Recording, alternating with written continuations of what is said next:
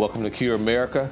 I am Donald Eason, the president of the Center for Urban Renewal and Education, and I have the distinct pleasure to sit here with Marty Dannenfelser, the vice president of government relations and coalitions. And Marty has been here in D.C.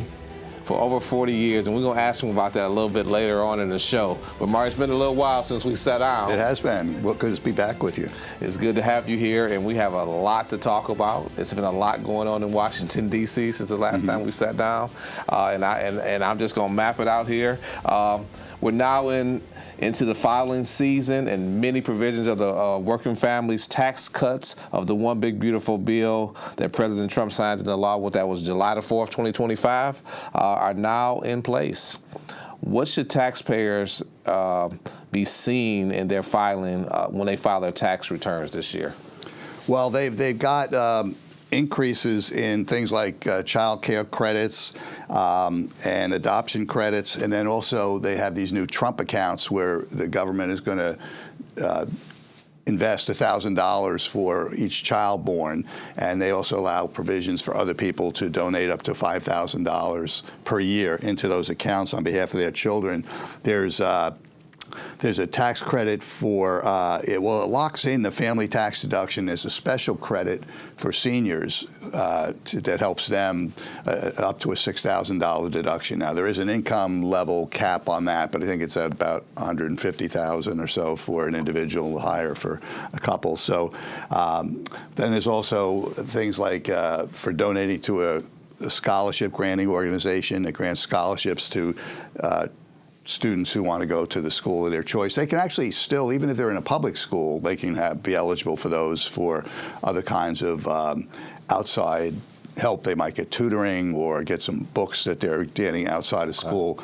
But a big part of it is to give people an option to send their children to private schools as well. Because I know a lot of people now are concerned about the indoctrination that we've seen, unfortunately, in too many of the public schools. The Trump administration has been pushing back against that, against DEI and against some of the trans ideology and things like that we saw promoted in some of the schools. So perhaps some of that is getting, but we've been involved in one of those cases, yes, of course, in Michigan.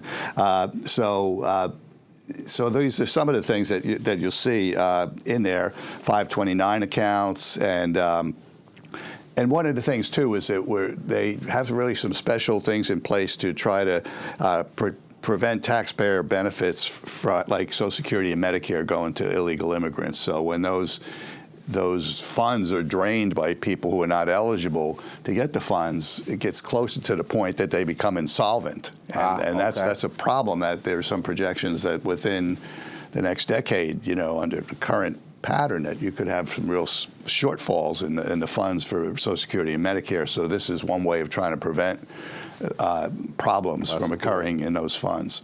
So a lot going on there, and I've heard estimates of between $1,700 and $3,400 that people should expect to save this year. I think the earlier estimates was $1,700, but up to some point, maybe at the beginning of March or so, that they were saying people are actually saving, of the filing so far, they've seen about, I think, up to $3,400. Really? Average family. Yeah. So, hopefully people will see that and they realize that it was that working families tax cuts that helped make that possible. Well, that's significant. Let me ask you a question, and you may or may not know the answer to this one. For the Trump accounts, I believe the child has to be born in 2025 or later. Right. If I'm correct on that. But I have like 3 grandchildren that's born before 2025. Can I still open up a Trump account? Because you mentioned that you put like an additional $5,000 in there. Could I still open up a Trump account for them and put the $5,000 in there, or should I just go with the regular provisions that we have? I think it's just the regular provisions in that case. Yeah. That they, but there's still also, again, the child credit is locked in, and that would be something actually. Well, not for you, but for your children, for those children who they would get those child credits. But you would be able to donate into these scholarship granting organizations if they would potentially be someone who would be eligible for those scholarships. Even, if they live in another state, you could choose to donate to a scholarship granting organization in those states. Now, you can't earmark the money for a particular person, but if you wanted to support a fund that could support, ultimately support them or children in similar situations to them that might want to have more options. Their parents might want to have more options on where to send them to school. That would be another thing that you could do as well. Okay. Do you know how many states have opted into that? Because I understand that I think it was about 20. The last I heard, I think it was about 28 states that have to opt in, and so that's that's another issue I know that we have on our table to talk about. But that was in the bill they had this in there, but unfortunately the Senate parliamentarian, it passed the House, it went through the House, and then the Senate parliament that each person, like if you have a married couple, $1,700 each, they could each donate $1,700. And for a complete tax credit for those that's a federal tax credit. Federal tax, And the parliamentarian in the Senate somehow reportedly said, well, that's interfering with state education policy, which is kind of a very odd argument to make because it's a federal tax credit, if anything. And then they said that the state, effectively the governor, had to opt in to allow the people in their state to be eligible to get a federal tax credit to donate to a scholarship granting organization in their own state. Now, they could still donate to a scholarship granting organization outside their own state. Right. But if they want to donate to one in their own state, the governor has to approve them being able to get the tax credit, and then the governor has to decide, well, what are the organizations you can donate to and get that tax credit. So they have to opt in. The governor has to opt in first to get the credit, which is a federal credit, as you mentioned, and then they get to select the actual organizations that actually you can donate to receive the credit. Now look at the big blue states. The governor of New York, the governor of California, the governor of Illinois. They're not going to opt in, and they haven't opted in. Wow. And in Virginia, there's legislation where the outgoing governor, Governor Youngkin, he opted in on his last, about 10 days or so before he left office, because he had to opt in by January 17th. No, he was leaving office by January. So you could opt in any point after January 1st. He did, I think, on January 8th, and he was leaving office on the 17th. But now the new governor, there's concern that she might then tie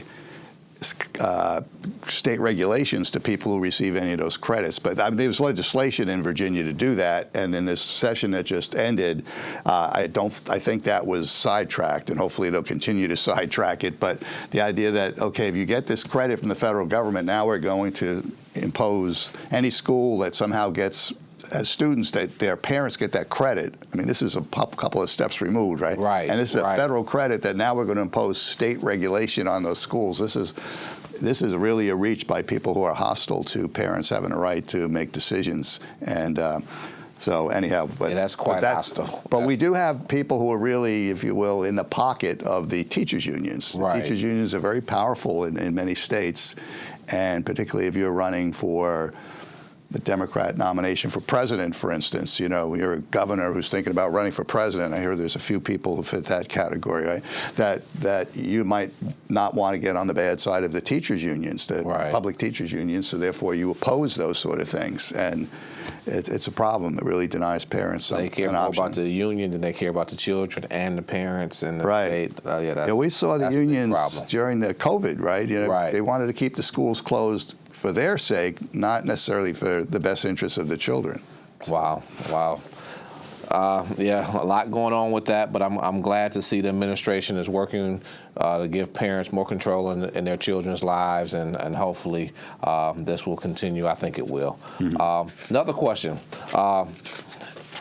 Is there any unfinished business as it relates to the big tax relief bill that you believe should be addressed this year? Yeah, I mean, I think the topic we were just discussing is one of the big ones. Is that this happened with the parliamentarian effectively knocking out the scholarship granting organizations just being a direct credit if you're, everybody's eligible for it. And we're working now to try to get that fixed. We're particularly with some people in the House of Representatives they have a special project. They call it Reconciliation 2.0. So for a budget reconciliation bill, hopefully we'll get another one. This is, there's some question in the House and Senate. Some people think it can't be done, and majorities are too narrow, and so on. But we're pushing, and Speaker Mike Johnson and others are pushing hard to try to get that done. And we hope that we can come up with language that can survive parliamentary scrutiny in the Senate. And I've also been in a number of meetings within the same day making the same argument to sometimes overlapping groups of people and sometimes new people, that senators can request a meeting with the Senate parliamentarian and ask her to explain in detail her reasoning for why a governor can interfere with the federal tax credit. And the other one where this happened, the other big issue was the issue of funding for transgender procedures. Right. That had passed the House in the one big beautiful bill. The parliamentarian said it didn't qualify as a budget measure because the policies in the bill, in that type of bill, have to just have primarily a budgetary impact. Well, every one of these procedures that the federal government doesn't pay for, the federal government saves money. And I heard one estimate that these procedures totaled $300 million. So, so if the federal government is going to save $300 million by not doing these procedures, how is that not a budgetary matter for Congress to address in a budget reconciliation bill? So these are the kind of questions I was urging the Senate staff in the room to really go back to their senators and say, we really need to request a meeting with the parliamentarian, take a group of senators all in at one time if necessary, and say, explain this to us. This makes no sense to us. This just seems to defy common sense, both on this education tax credit and this transgender provision. Have they taken you up on it yet? Well, I hear there are some of them who are planning to do that, and I hope it happens. Okay. Yeah, that needs to happen sooner than later. 300. Well, there's also things, those are the big things I think that we were disappointed about with that last bill. They passed the House and they fell out in the Senate.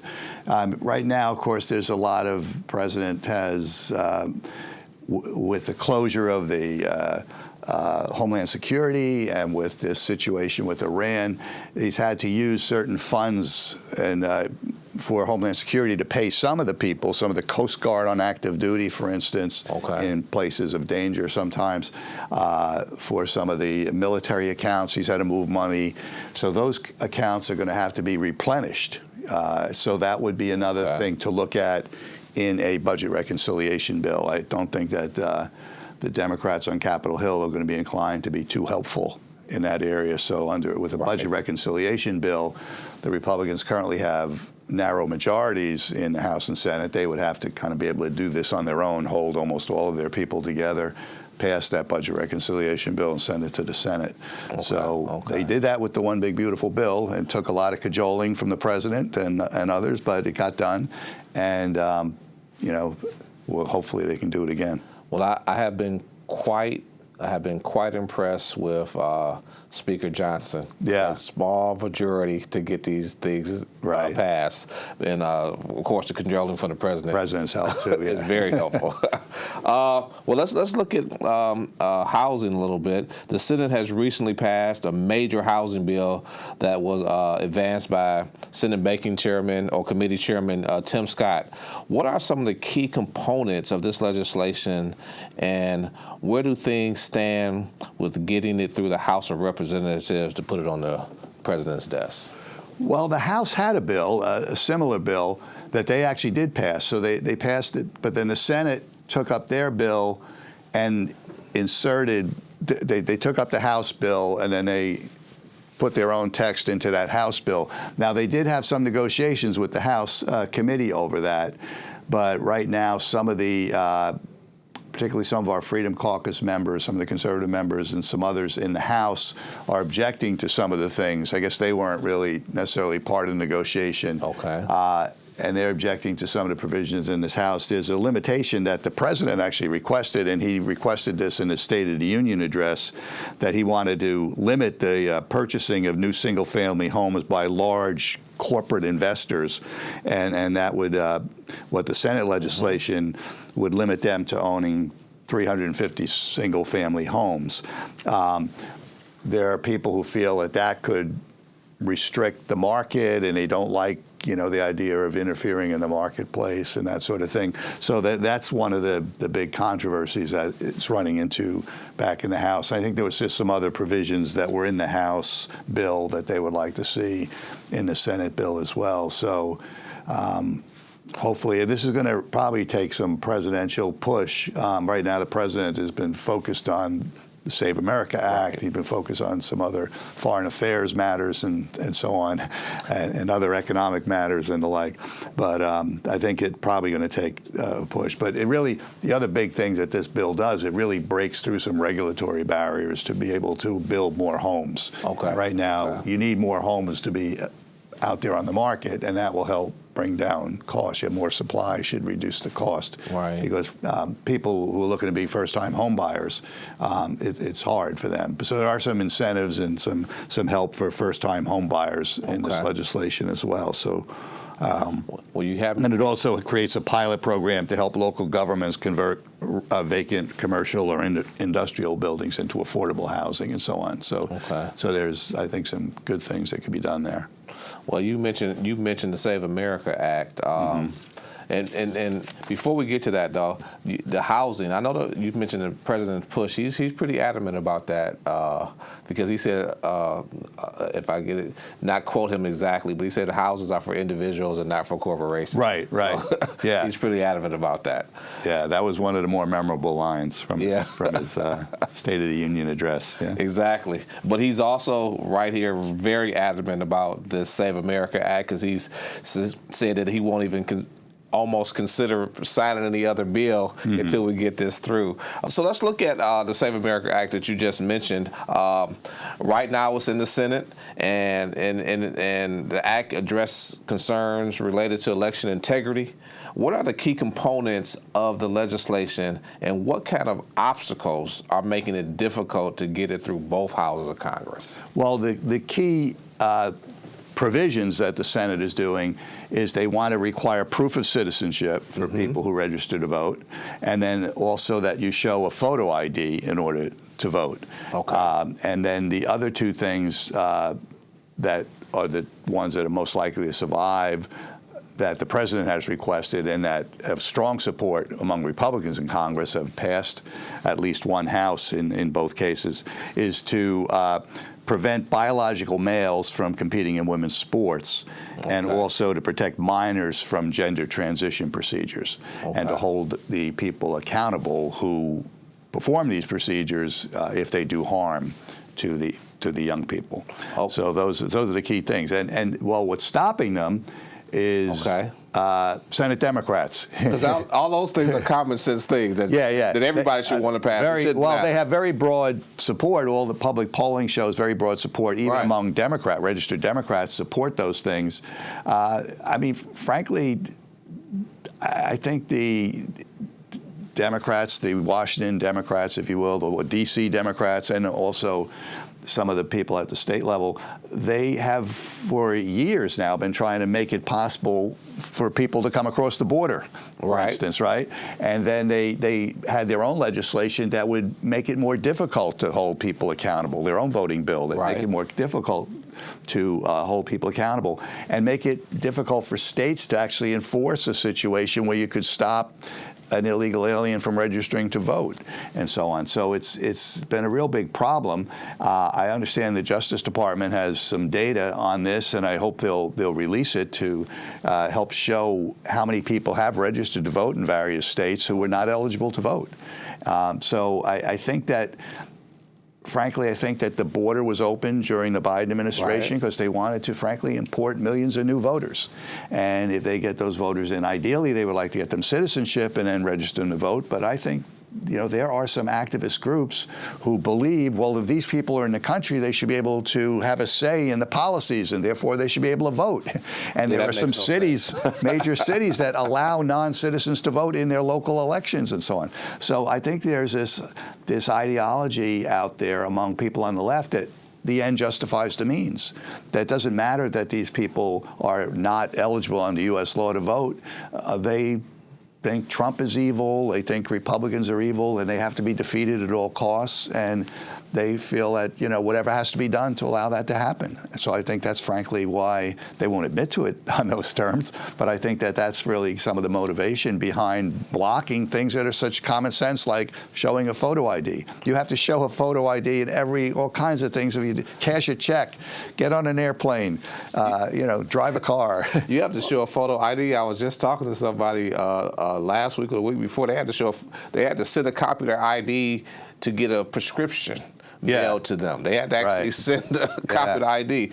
But these pick up tickets at a ballpark or something, Well, you just mentioned, so that means that every person watching this show and the friends and family, it's popular to Save the America Act. People want to see it passed. You mentioned some common sense things. Proof of citizenship, that's common sense, to vote in our country. Proof of ID, that's a common sense thing. Men not participating in women's sports, that's a common sense thing. And then, of course, not using our taxpayer money to pay for transgender surgeries and things of that nature. These are all common sense. So I think we just need to encourage the populace to contact their senators, Democrat or Republican, to go out and tell them to vote in favor of the Save America Act. Because everything, the things you just mentioned, should not be obstacles. These are common sense things. Well, part of the problem we face is that why Senate Democrats in particular can block this is that the Senate rules, in most cases, require 60 votes to proceed to the consideration of legislation. And of course, a majority in the Senate is 51. Right. So the Republicans have 53 seats currently in the Senate, so they would need to hold all 53 of their senators, plus at least 7 Democrats. And right now, there's only one Senate Democrat who's been inclined to allow things to proceed in various areas, and that's Senator Fetterman of Pennsylvania. Okay. But they used to have a couple of Democrat senators who were on record as saying they would support this, what is known as the legislative filibuster, to keep that 60-vote threshold intact, but they went after one of them and threatened her with a primary. She didn't run again, a senator from Arizona, and then the Democrat who replaced her, is willing to just blow right through this. And then the other, Senator Manchin of West Virginia, was a strong supporter of this. He didn't run for re-election. So there are no Democrats on record right now in the Senate, even Fetterman in general, even though he's been helpful on some of these votes, but Fetterman is not someone who would be inclined to support the filibuster. What's ironic about it is that recently as 2017, there was a bipartisan letter circulated in the Senate by Senator Chris Coons of Delaware, who replaced Biden. When Biden became vice president, he replaced Biden in the Senate. Was a very good friend of Biden's and kind of his go-to guy in the Senate on many things. And then Susan Collins of Maine, moderate Republican, and they circulated this letter saying about the importance of extended debate in the Senate, which means protecting the 60-vote threshold effectively. They got 61 signatures. 32 of the 61 were Democrats. One of those 32 was Kamala Harris. Wow. And then, of course, as vice president, she was ready to just blow that away to pass their priorities. Right. And they just label them, their voting rights or their civil rights, and they put all these things under that rubric, and then they justify that. But the thing is, the Senate goes by precedent, and if you set a precedent of saying we're going to break this rule and just say majority, then it's broken. You can't fix it. It's just that precedent has been set, and you can't say, we'll only set it for this bill, but not that bill. No, it's already been set. So right now, actually, President Trump is saying we should get rid of it. Get rid of it to pass our priorities like the SAVE Act. And because as soon as the Democrats can control, they're going to get rid of it. So he's sort of arguing that we're kind of engaging in unilateral disarmament by not getting rid of it now and passing funding for Department of Homeland Security, passing the SAVE Act, And it's a legitimate argument. I mean, there are just many Republicans there, even strong conservatives like Ted Cruz, who have used this tool in the past to stop really radical Democrat legislation. Okay. And if some people would argue, well, the founders wanted the Senate to be different than the House. Yeah. They wanted the Senate to be a more deliberative body, if you will, that the passions of the people could be reflected in the House, but the Senate might say, okay, well, slow down a little bit and take a closer look, and let's make sure we have more consensus. So there's people argue that's the historical role that the Senate is supposed to play, and they don't want the Senate to become the House, just like the House. So that's the kind of the debate that we're dealing with. So right now there's this in-between strategy. Well, let's force them to talk and this break through what's known as, this talking filibuster, if you will. Let's wear them down in the debate, and then ultimately they'll relent. And some people think that'll work. Other people don't think it'll work. They think the Republicans will get worn out before the Democrats get worn out. And the Democrats have a lot of tools at their disposal. Republicans have some tools, but Democrats have a lot of tools at their disposal to be obstructionist if we try that strategy. So right now they are debating in the Senate, and they're on the bill, but it's not clear that they're going to stay on the bill indefinitely. But they are controlling the debate. They are using a procedure where the Senate Majority Leader is kind of controlling the amendments that can get offered. He's using a parliamentary procedure they call filling the tree. Right. It's a tree of amendments that can be considered. So the Senate Majority Leader has filled the tree. Harry Reid used to do this when he was the Majority Leader. But he's filled the tree with Republican amendments to block the Democrats from offering their amendments. So they can kind of control the debate for now, and then we'll see where this goes, how far they can go. And, but they are, at the very least, trying to raise awareness and force the Democrats to explain why they're against these common sense measures. Do you think this will last days, weeks, months? I don't know what the time frame is on it, but is the goal, the goal sounds like to wear out one side or the other? I think it'll last about a week, maybe 2 weeks. Okay. I don't think it's going to go on for extended. We'll see, but I think there's also a lot of other things that the Senate has to take up. And part of the problem for the Republicans as a majority party, they're the party that's expected to be able to govern, right? So they have to pass a variety of different bills. And when the Senate floor is tied up, I don't think that Senate Democrats care because they're not responsible for passing anything, right? Right. So if they can keep the Senate floor tied up for 2 months, they'll be happy to do it, and then the president's nominees don't get confirmed, and other legislation doesn't pass, and the Republicans get blamed for not passing it because they control the floor, but the Democrats are tying up the floor. So anyhow, but that's just the way the game is played. Well, I know the last time the filibuster, I believe, was really used to pass legislation. Was that back in 1963 or 64? 1964 Civil Rights Act, right? Yeah. Let me ask the question, because I don't know the answer to this question, and you may or may not. It's a historical question, because they want the Senate to be different from the House. It's the upper chamber. Right. But senators used to be elected differently than they are today. And I don't know when that changed. Prior to whatever year it was, senators were elected by their own state house. Yeah. They weren't elected by the majority of the state the way they are today. Has that affected the Senate, you think, in any kind of way, in the way that they operate? Because when they're elected by their own state house, then if they don't follow the requirements, I'll use that word, or the wants of the party, then they could replace them. But today it's different. They can't replace them like that because it's majority of the state that's voting for them versus. So have you seen any difference in that? I don't know if historically. Well, it's been I don't remember the year when that changed, but state legislatures used to be the ones who would appoint or select the senators.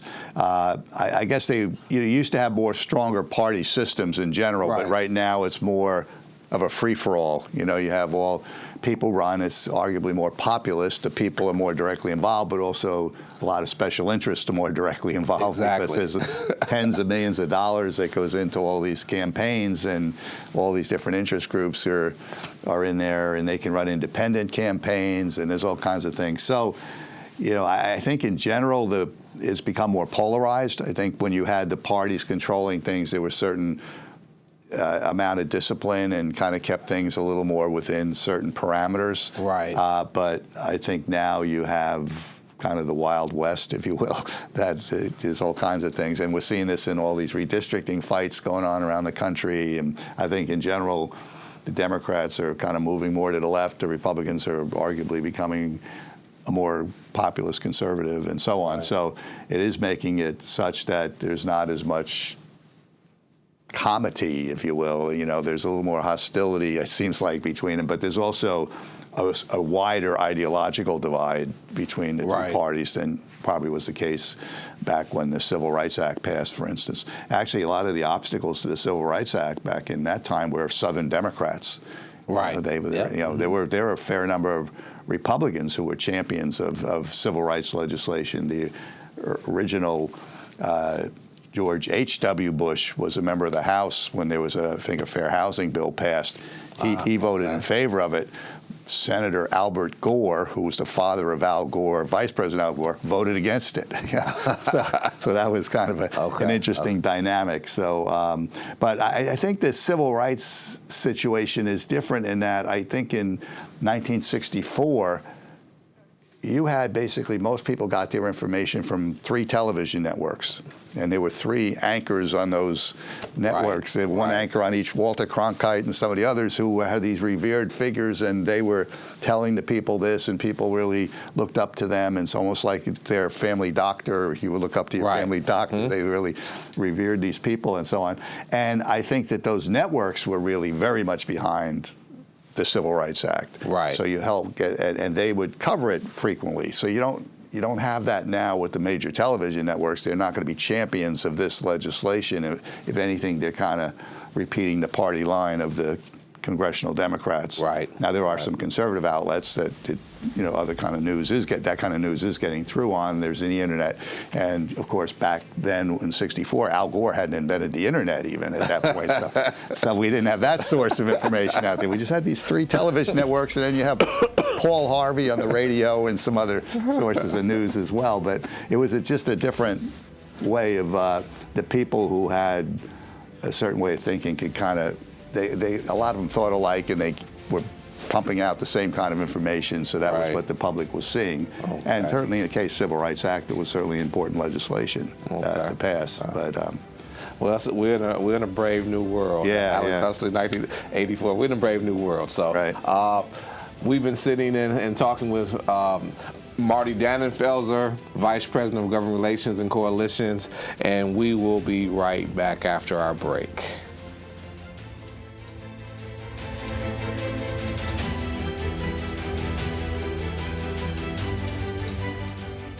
Welcome back to Cure America. I am Donald Eason, the president of the Center for Urban Renewal and Education, also known as Cure. Had a privilege of sitting here with Marty Dannenfelser, Vice President of Government Relations and Coalitions here at Cure. And we just finished a segment on some of the things that have gone through. We talked about the one big beautiful bill and the taxes that people are saving this year because of that. It's working families tax cuts. We talked about that. We talked about a few other exciting things about what's going on in the Senate and the Save America Act. And now we want to pick up on Homeland Security. Last year, the government went through a major shutdown, but most government agencies had their fundings restored in January.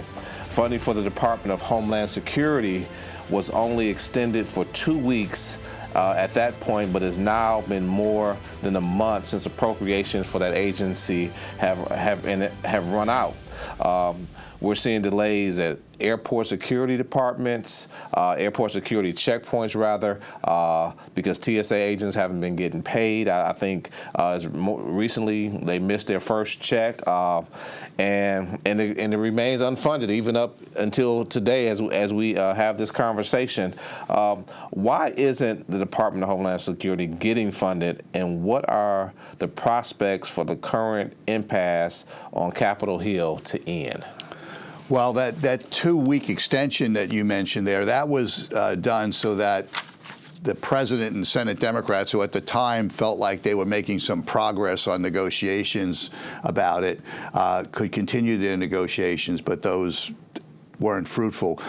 It's interesting that the Democrats had previously agreed on the Homeland Security, and there were some things in there for better training for the agents and some other things that I think funding for body cameras for Homeland Security, ICE agents and the like.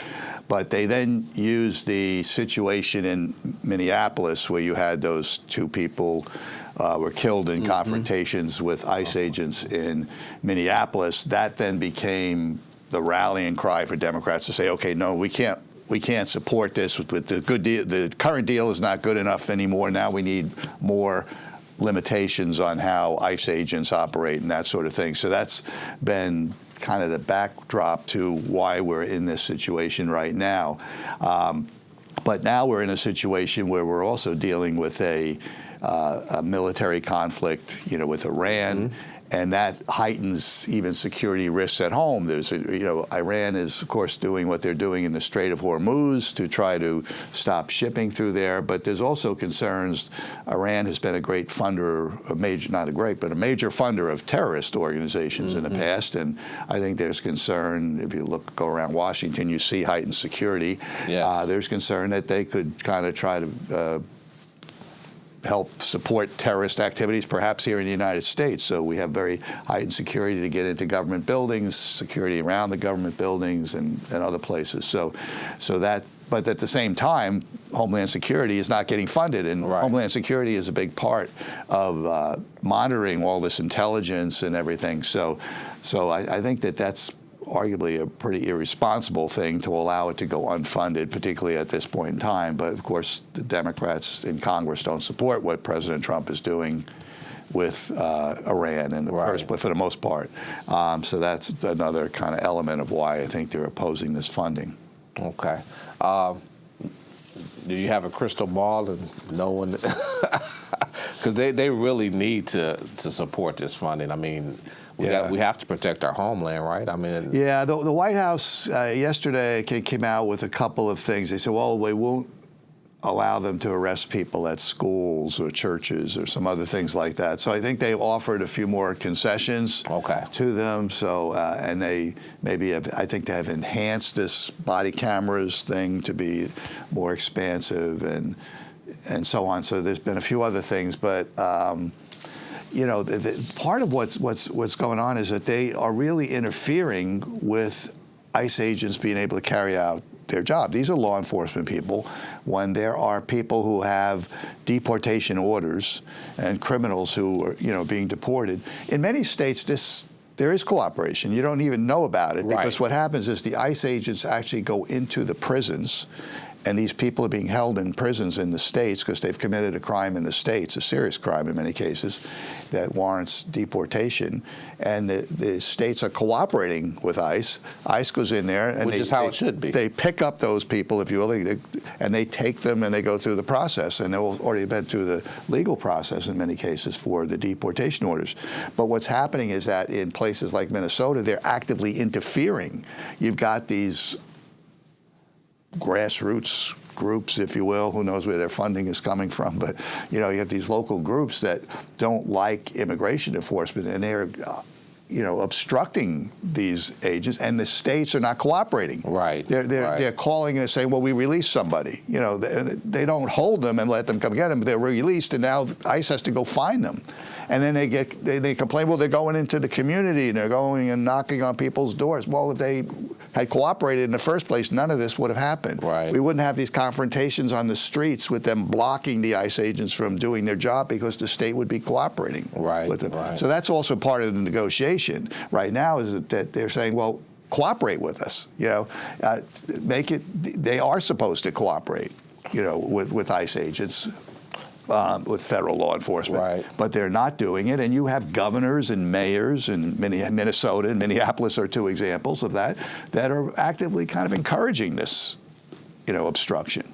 So that's a big part of the problem, is that if they will show us that, let ICE do their job and do it in a way that's very orderly, and pick up people inside the prisons, take them out, and then there's nothing, there's no big conflict on the streets. Right. And they don't go to people's homes, and they don't go to these other places looking for these people because they pick them up in the jails where they should be picking them up. Well, and the governors and the mayors of these cities should be cooperative, because it's very unfortunate that those 2 people in Minnesota lost their lives because they weren't being cooperative. It's much easier to go to the jails and pick them up, especially in the cases they've committed some of these heinous crimes.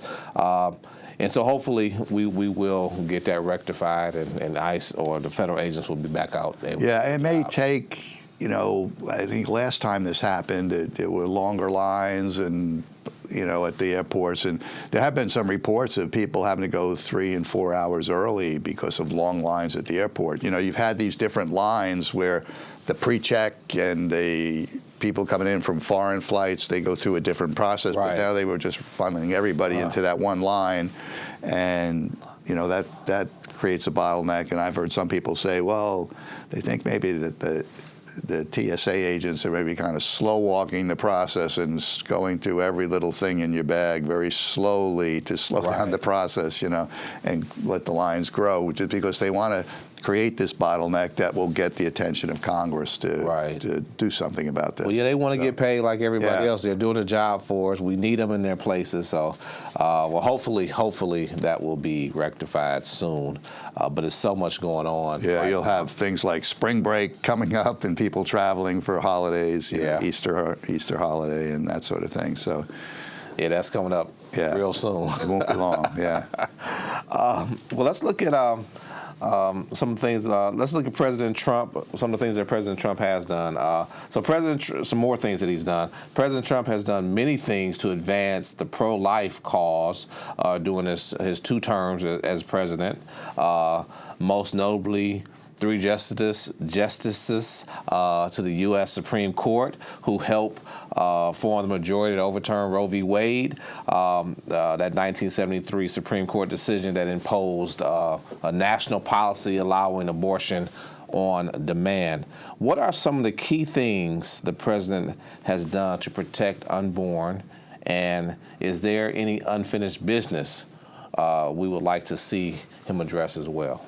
Well, he has been very strong on enforcing conscience requirements that had not previously been enforced for, say, doctors and nurses who don't want to participate in the performance of abortions, hospitals that don't want to be complicit in the performance of abortions, strengthening what was known as the Mexico City policy, that no government funds can be used to support funding for abortion overseas, or active lobbying, if you will, to overturn laws in other countries. So he's put those back in place. He's been more vigilant about making sure that government funds in general are not supporting abortion. We had that big thing during Biden where they were taking people in the military and taking them, using government funds to transport them to get them abortions. And they were doing this at the VA and other places as well.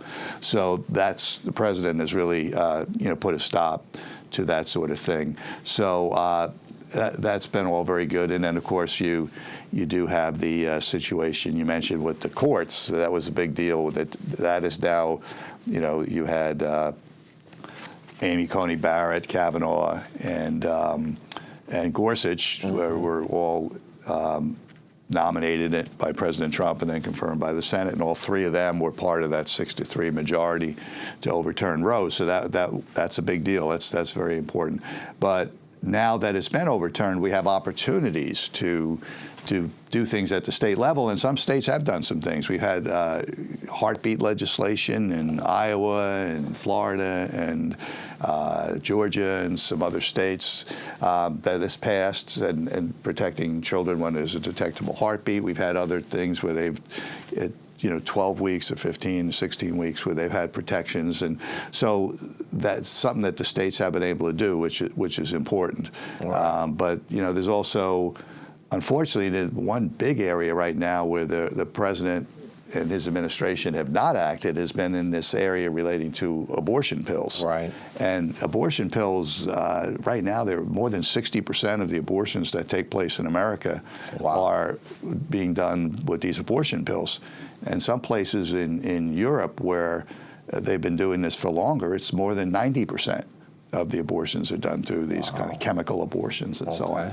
So that's something that during the president's first term, they had safeguards on that, at least, in that doctors had to approve this. Doctors had to see the patients. There had to be a follow-up with the doctor, or at least with some kind of medical personnel. Now these things are being sent through the mail. This is what Biden did. He exploited COVID to say, well, people couldn't go to their doctors. It was to, risk a COVID and this and that. So they used that as an excuse to say we could loosen up and send these things by mail and so on, and then telehealth type of things you could do, get counseled that way. And it just broke down the safety aspects of this. I mean, it's bad enough we don't like the idea that they're doing these abortions, but if it is legal at the federal level to do this, at the very least, let's go back to some of the safety policies that the president had in place, because now we are seeing incidents of women dying from these procedures because they do these abortions at home, and then they have hemorrhaging and other kind of problems. And we've seen cases of coercion, with boyfriends, right, so on, who want their girlfriend to have an abortion, and they slip these pills into a drink or something, and the woman doesn't know it, and all of a sudden she's going through this process and loses her baby, and these kind of things are taking place. So there's real problems, and these things have been brought to the attention of the administration, to the Department of Health and Human Services, and so on. And there's been studies done. The Ethics and Public Policy Center and the Charlotte Lozier Institute, or two different organizations, have done studies and found really very substantial numbers of cases where women are suffering serious harms and having to go back to hospitals and so on from these pills. And at the very least, they should be having some safeguards. But what we would also like to see is let the states enforce their laws. If we've overturned Roe, we've allowed the states to pass a heartbeat bill, which effectively has the effect of about 6 weeks. Well, these pills are operating well beyond 6 weeks, and the states want to say, well, you shouldn't be able to just kind of send these things by mail into states that have a restriction on abortion. That their heartbeat is, and they can just send it in the state. And now you had a situation where the Justice Department where some of these states have sued the Food and Drug Administration for not regulating this situation, and the Justice Department is fighting against them, is arguing against them in court, is arguing against Florida, against Texas, against Iowa, Louisiana, and this is not a good situation, because this is the Justice Department of the Trump administration. Right, exactly. And the president was rightly at the time in his first term called the most pro-life president in history. First one to attend a pro-life rally, right? And now he has done some good things again in the second term with some of these regulatory areas, but this is not what's going on at the Department of Health and Human Services and the Justice Department is not reflective of the most pro-life president in history, right? So I think that there have been, and we signed on to some letters here at CURE and so on, to urge the president and the administration to really address this issue. Well, I know you mentioned that some women have been harmed, and there have also been some deaths, right? Yeah, there have been some deaths as well. Yeah, wow. Of course, people in some of the Democrats in those states have tried to blame the Republicans where they have those laws, like in Georgia, where they have that law, and this is where at least one of the people died in Georgia, and they try to blame the state law. That's what caused the woman to die. No, but it wasn't the state law. It was that these people putting demagoguery out there saying, well, doctors are not allowed to tell women about this, or not allowed to do anything for these women who come in. Well, the women who come in, they've already aborted. Their baby, unfortunately, is already dead. Right. And the doctor then, can treat that woman. Absolutely. Right? Yeah. And they're not performing an abortion by treating that woman at that point in time. But they're basically these misinformation people, these pro-abortion people who are trying to blame the state law, are saying, oh, the doctors are scared to do these procedures. And there's no reason for the doctors to be scared to do these procedures. Yeah. But the idea that somehow they're going to be subject to legal action is just a total fraud. It's a lie. Right. But they're perpetrating this lie for political reasons to try to undermine the state law when it has nothing to do with the state law. Yeah, that's a total lie, total misnomer. If a sick woman comes into the doctor's office, they should treat her. Oh, yeah. It should have nothing to do with a state law that outlaws abortion. If the woman took the pill, she's sick, injured, there's nothing in the law that should stop them from giving her the proper care that she needs. But they're saying because of the law, she can't get that care. Right. Yeah. Okay. No, that's that cannot be accurate. Well, thank you, Marty, for those updates. And that abortion pill is a problem. I've read about them sneaking it into women's drinks, which goes to say, how are they getting it to sneak it in? They must be using someone else on these telehealth appointments to get. So that's a bad deal across the board. Yeah, and you have these pro-abortion states that allow, abortion on demand for any reason right up until birth, and they're mailing, some of it's coming from states like that. Some of these things are coming in from overseas or foreign countries, right? Just through the mail. So they don't even have to do a telehealth exam. They can just not even with some of those. No, they can just get them through the mail anonymously, even, and then. Wow. Yeah, we need to. It's not good. And what do those people know about the health of the woman, really? Exactly. Right? They're just sending them out. They don't even know they're getting to the right person. They don't even know. They don't even know if it's a woman ordering. Right. If that's the case. That's the thing, right? A boyfriend could be ordering those pills and using the name of a woman, and then using it against a woman's will. Giving it to her against her will and without her knowledge. So. Well, hopefully we can get a grip on that. Mm-hmm. President Trump has also taken up a number of steps to protect religious liberties, which had suffered some setbacks during the Biden-Harris administration. What has the president done in that area, and are there any pending legislative threats to religious liberty that you have a concern about? Well, again, the president has done a number of things in cases like adoption, with the courts. The courts have done. Part of it has been the courts, that these 3 justices he appointed have also been very strong on religious liberty. Okay. And there have been some really good decisions that have come down from the Supreme Court on religious liberty that have been probably would not have come down except for those 3 justices on the court. So that's one thing there. Okay. But also they've taken executive action, executive orders and the like to protect people in areas like adoption, medical care, people who are providing medical care, children who can express their faith in a school or in a public place, and football coaches who can pray on the field and different things of that nature. So you also had a situation where the Biden Justice Department was going after parents who were not allowing their kids to be transitioned, right? And because some of that may have had to do with the religious beliefs of the parents, but it's also, beyond the religious beliefs, the parents are just concerned about the health of their children as well and their long-term well-being. So, well, that brings up education, obviously. Yes. The people being able to go to get certain things in religious schools and so on as well. So how do you think? Just a couple of weeks ago, the Supreme Court passed a law that they couldn't transition kids, they couldn't hide things from parents in schools, because they were trying to do that in California. Right. That should affect that, right? That should. Yeah. That's good. And again, I'm pretty sure that those justices, that 3 justices, were a key part of that decision coming down.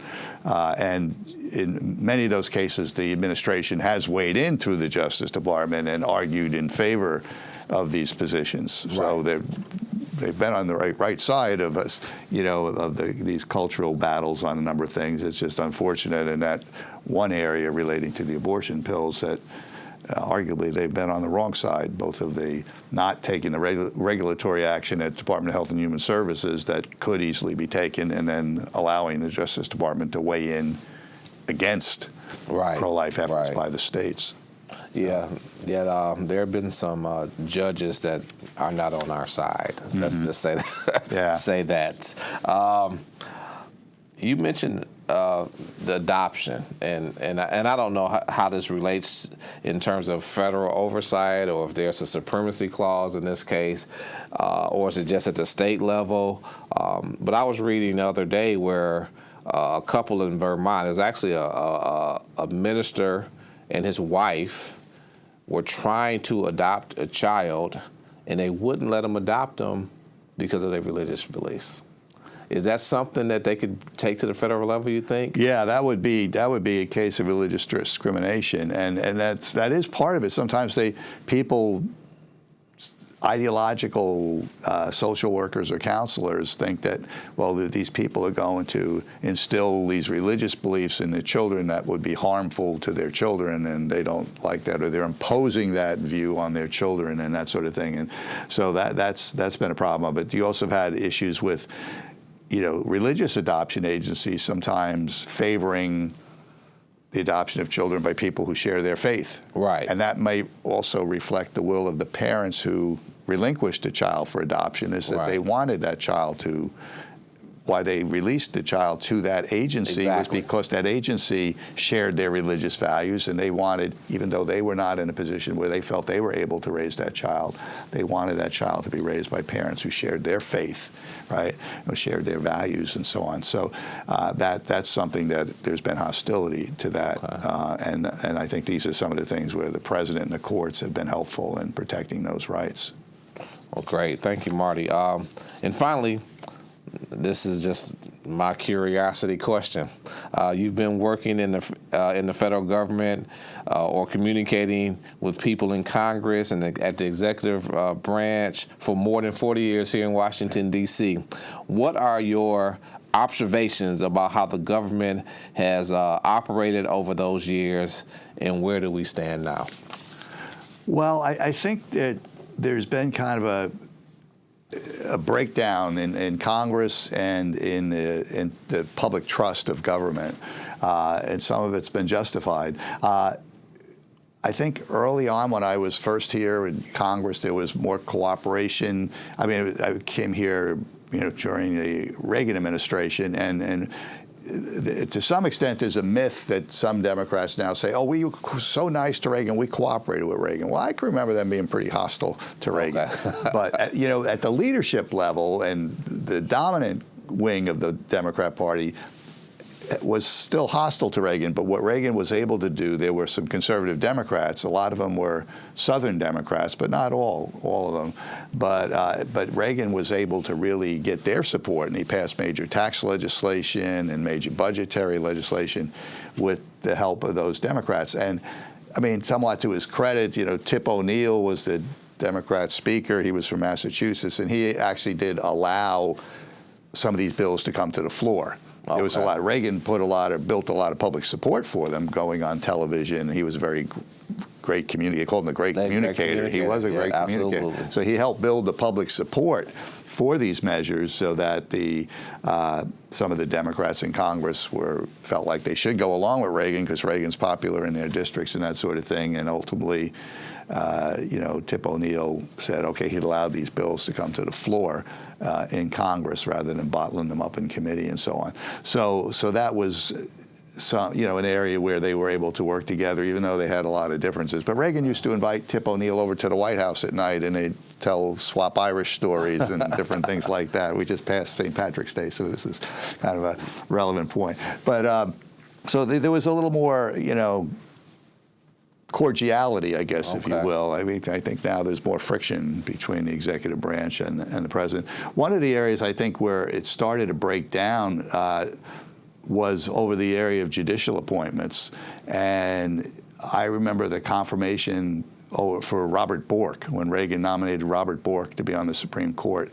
And there was a really vicious campaign against Bork, and Hollywood weighed in with ads and everything, and they demonized Robert Bork and found things in his codicil and his real estate and so on that alleged that he was a racist or he was this or that. And this was something that was obscure things that unfortunately were in some of the real estate documents at the time, which were unfortunate, but it was not that he was doing anything special to try to prevent, a black person from buying a home or something like that.